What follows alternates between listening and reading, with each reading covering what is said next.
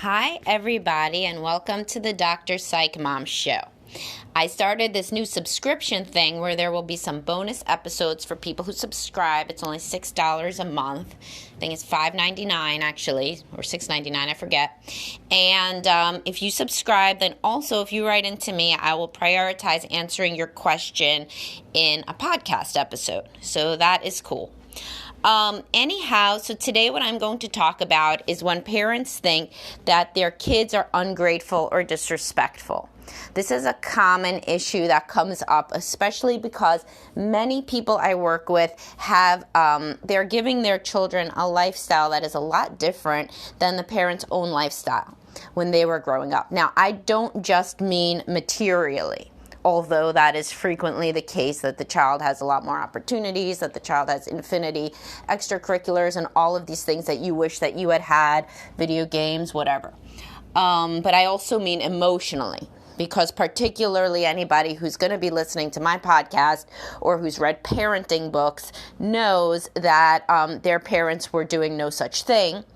I mean, nobody was, really, except for Dr. Spock. People listened to read Dr. Spock. But parenting books were not like a big deal. So unless your parent happened to be securely attached and mentally healthy and you won that genetic lottery, then you may have grown up with a lot more emotionally dysfunctional or even emotionally abusive or neglectful behaviors in your family of origin toward you than you're trying to do with your kids. You're trying to give your kids a lot more emotionally healthy an experience than you had.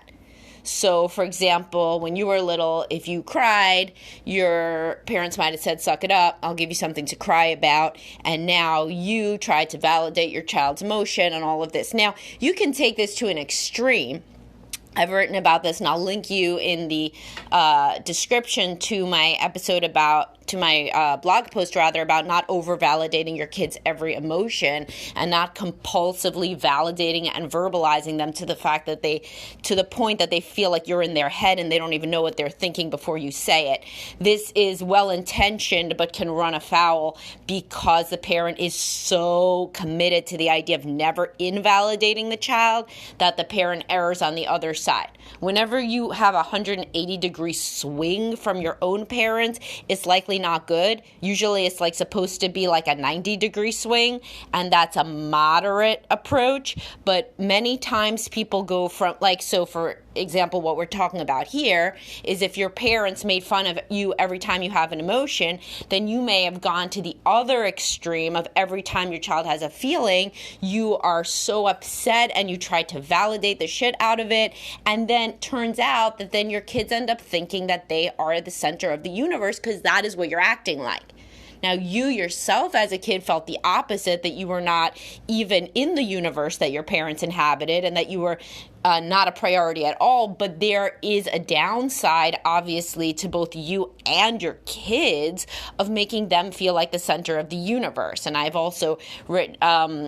I've done a podcast about don't let your kids treat you like garbage, which is where some of this comes from, and there's a big overlap. But really, what we're going to be addressing here are what are some pragmatic, concrete ways, and this is how I like to roll, not just in the realm of the abstract. What are some concrete, not abstract ways that you can behave and react when your children act ungrateful and disrespectful? And what are some ways to reframe this with a fuller understanding of human development and child development? So first of all, your kids, I like to say this to my clients, but it really cannot be overstated. Your kids do not have a split screen where they see your childhood unfolding on one side and then their childhood next to it. Because if they did, they would understand that their childhood is rolling around in a field of cotton candy while petting a unicorn next to the shit that you dealt with. But they don't know that. And so one thing to do, and this is not to guilt trip your children, but because you actually do want your child to know you this isn't bad. Your child's supposed to know you. It's not just that you know everything about your child, but then you're just this benevolent force in their lives, but not a human. The thing that people want very badly when they are adults is to know their parents better and to understand why their parents acted as they did. So if you deny this to your kids out of a desire to protect them and not tell them anything bad, then you may be doing them a disservice. So the first thing to do, honestly, is to situate your child's experience, and you can do this from as young as as you're talking to them, but at a developmentally appropriate level. You want to situate their experience within a larger context, particularly the context of your own life. So no, you shouldn't say, oh, everything sucked for me and now it's so much better for you all the time as like a mantra of guilt induction. But when you do have heart-to-hearts with your kids, you can say, some of the reason I think that I have been very soft on you is because my parents were really hard on me. And they were hard on me in this and this a way. So, for example, personally, my parents would fight all the time. And that is why I try not to fight in front of my children, but to some extent, if they didn't understand this, they wouldn't understand that this is a big deal. They would just assume, that this is like a thing. Like, parents don't fight in front of their kids, and they wouldn't really understand that for some kids it's different, and that that's kind of a good situation that they're in, and why mommy, because this is a personal example, why I may react so, why I may be so triggered by conflict in the home, by even them fighting, because I grew up around a lot of fighting. So if I tell them something about my experience, they can understand me better and not just think, why does she hate it so much when we're bickering, Obviously, I should work on being less reactive to their fighting. That's without saying, goes without saying, but I'll say it. But if they understand that maybe some of the reason isn't that I think they're bad kids or something, but rather that I was around a lot of conflict growing up myself, then they can understand me better and have more empathy toward me. Remember, your kids are supposed to empathize with you. Empathy is not unidirectional. It doesn't flow downward from the parent to the child only. If a child does not learn to empathize with their parents, they are probably not going to be learning to empathize with many other people. You interact with them constantly. The empathy from them to you should also be a focus of the interactions. Empathy is not a one-way street. And if they do not practice empathizing with you, how will they be empathizing with friends, later partners, and their own children? Okay, it's not like they just watch you and they know what to do. They have to practice. So a very little child, so let's say that you have a real bad day and you sit there at the table and you burst into tears because your car doesn't start and you can't get to school or work on time. And, I'm not saying you burst into tears and you throw some shit at the wall and then you start, screaming randomly. No, certainly keep your shit in check. And if you can't, which sometimes we can't, especially people who struggle with depression or anxiety or anger, if you find yourself scaring your children with your reactions, you need to start therapy and you need to work on that. But I'm saying more of a normative human response to stress. So one day you burst into tears. If your child doesn't respond nicely to that, if they don't say, "It's okay, mommy," yeah, watch for that. That's not a good sign. That means that you really have not taught them to be empathic toward you, right?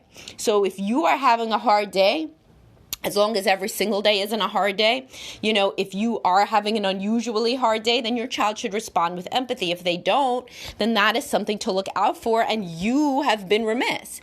It's very unlikely your child is a sociopath, right? Even though people may think that in the teen years. But you probably have not trained them to be that nice to you. Okay, so you're supposed to also train them to be nice to you by saying, when mommy's crying, you would probably come over and say, "Are you okay, mommy?"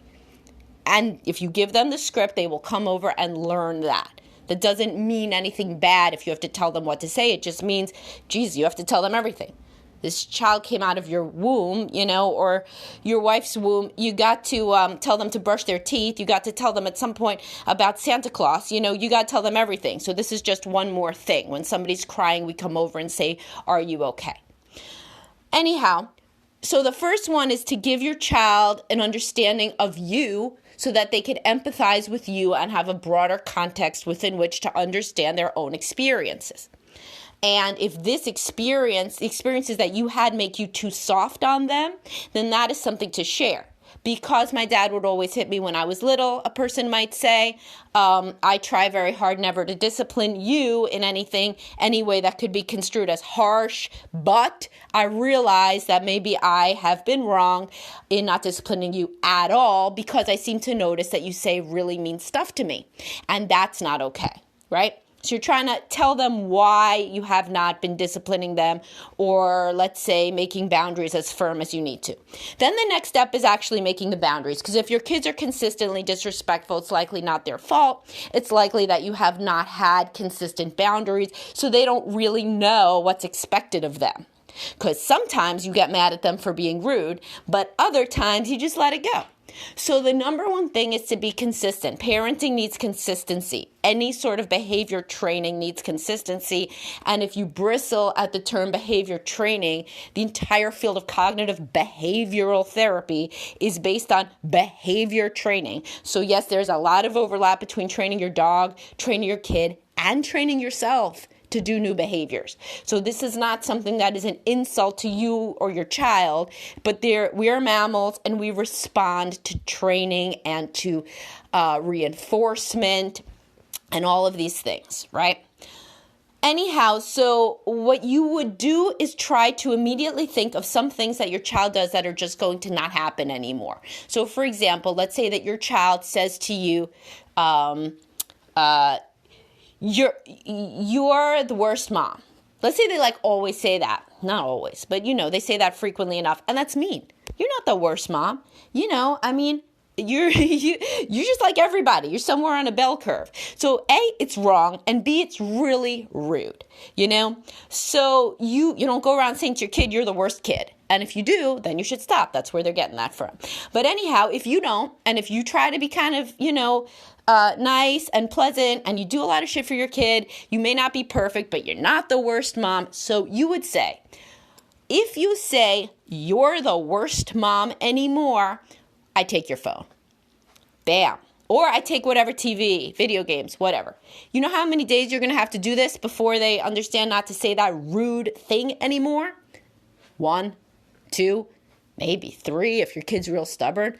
The kids learn very quickly, just like every other human does. So now, I'm sure many of you that are in the over-validation camp say, oh my God, but that's their real emotion, and I'm going to be denying their real emotion just like my parents did to me. No. That's not their emotion. Their emotion is not you're the worst parent in the world. There's other ways to say it. So then that's number 3 of what you're going to say. You're going to say to your child, here are some ways that you can act or deal or cope when you're feeling angry.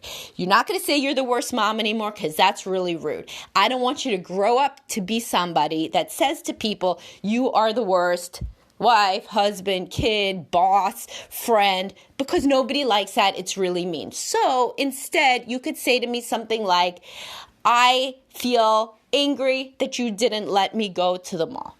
And then maybe we could have a constructive conversation about it. So you could tell me your feelings, and I could tell you my feelings back. But what you're not going to do is call names, and you're not going to say you're the worst mom in the world. That's just not going to happen. If you do, 0 tolerance, I take your phone. And then you would loop back and say, I have been too soft about this before. I understand this could be confusing to you because I've let it go. And that's all on me. I should never have let it go from the first time that you said it. I should have stopped you. But I didn't. Now we're moving forward. Then you want to situate this in why you are creating more boundaries. You say, I love you. I love you a lot. I am happy that you are my child. What I notice, though, is when you act rude or ungrateful or whatever, and we'll get to various examples, I have a hard time feeling close to you, and it seems like you have a hard time feeling close to me. I value our relationship. I want us to be close, so I got to put a stop to some of these behaviors that are stopping us from being close.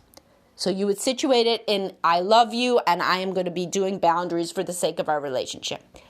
And then also, I want you to add in positive individual time with this child on a regular basis for at least 15 minutes a day. So time where you do something that both of you think is fun for 15 minutes. I don't care if it's watching TikTok videos, whatever. Everybody doesn't have the bandwidth to do an art project, let's keep it simple. So 15 minutes a day of time that you actually enjoy hanging out with your kid. This is showing, your actions now are showing that you really do love this child and value them. And for every privilege, or it's not a privilege to say you're the worst mom in the world, but for everything that you're not going to let them do, I'll give you some more examples of that. There are plenty of things that you are, such as hanging out with them more, which is really what most children want. Even teenagers want the full attention of their parents for a few minutes about something that they really value. Okay, so what are other examples of behaviors that you can put the smackdown on in this firm, boundaried, healthy way? What about if they are saying mean things to their siblings? Could be a zero tolerance policy on that. If I hear, or it could be cursing, if they're starting to curse, and explore what that seems like. It could be opening a door or bothering you when you are working over some bullshit. That's a thing. Everything that they need isn't immediate that they need it. Some kids just don't listen and they will keep coming in. Even if you are, say, I am just working for a half an hour, they will keep coming in. I see this happen with some of my clients when they're on video sessions with me, which is why video sessions are so great, because I could see what actually happens in real time in their houses. Now in my house, my kids never do that. That's literally the house would have to be on fire for them to bother me, because I've explained super clearly that my job isn't like that. My job is HIPAA compliant. They can't see my clients on the screen. They cannot come down ever. And they're fine with that. That's a boundary. It's just like how some parents don't let the kids in when they are in the bathroom. That is a boundary. You are totally allowed to pee in private. You don't, and they're totally can be told not to ever knock because you're in the bathroom and you'll be out when you're done, and you don't harass them when they're in the bathroom. So that's an example of something, for example.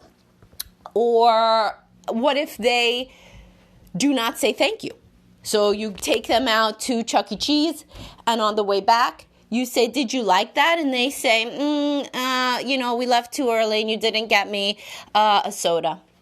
And you say, because you got to train them exactly what to say, especially if you've never done that. You say, well, that's rude. What I need you to say is, thank you so much for taking me, Mom. And so if they look at you and they don't do that, you say, okay, so from now on, what we're going to be doing is that you thank me for stuff. It's my fault I didn't teach you so far. But if I tell you to thank me for something that's a privilege, and you don't, then we don't do it anymore. Definitely we don't do it anymore. This is also something that they can learn, because in 2 weeks, when they want to go to Chuck E. Cheese again, you say, no, I don't think that's going to work out because last time, you didn't thank me for it. So that isn't grateful to me. I don't like Chuck E. Cheese personally. I go for you. I like you to have fun, but I also like you to appreciate the nice things that I do. So we're not going to go. And if they say, no, I do. I love Chuck E. Cheese. I want to go. I will. I'll say thank you. Then you can say, all right, fine. We'll try one more time. This time, unless the kid is really super oppositional, in which case, you just lucked out because you never have to go to Chuck E. Cheese again. But this time, at the end, you're going to say, so did you like Chuck E. Cheese? Do you have anything to say to me? And they're going to say, yes, thank you, Mom. I like going to Chuck E. Cheese. This sort of modeling of behavior is very, very important. You need your child to understand how to interact in the world.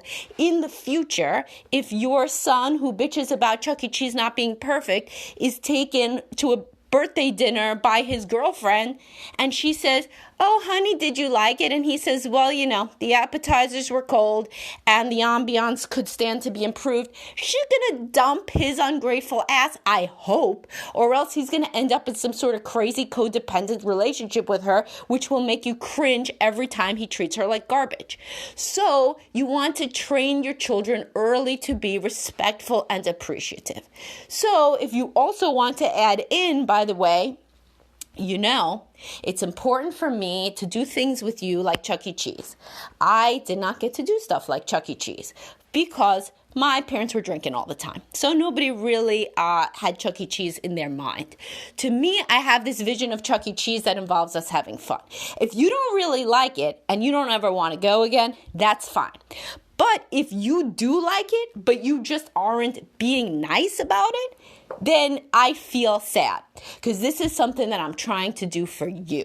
I love you. I value our relationship. But if Chuck E. Cheese is not working out, and if you don't like it to the point that you could marshal up some gratitude, we don't ever have to go again. And then you be consistent and you stick to that. Because as I said, the very worst thing is inconsistency. So by using these tips, what you can do is you can be very clear with your child, very direct. You can open up a bit and share about your life and how it's impacted your parenting, including any mistakes about having been too soft or not having taught them about appropriate ways to respond that are nice. And you can get them to say nice things to you, because if they don't, then your house starts to work like the rest of the world. It's called natural consequences. Your house starts to be a place where if you're not nice to people, things don't happen that are nice. You always love them, you feed them, you clothe them. But if they are not grateful and appreciative, then, and this is really, especially starting at school age, before that, like their brains are barely developed, you should still inculcate these things in them. But they have less, they have less impulse control. But especially starting at school age and beyond that, most assuredly, so once a kid like 10, 11, 12, they should be polite to you, or they do not get to do many privileges, and they will learn this very quick. Kids are super smart. So if this podcast resonated with you, share it with your parenting partner if you have one, to discuss how you could do this differently and how you could make your home an easier and calmer place by dealing more effectively with your children's disrespect and owning the fact that your own previous policies and inconsistencies may have led them astray. All right, I hope that you enjoyed this, and reach out with any feedback or any subsequent episode ideas. See you later, guys.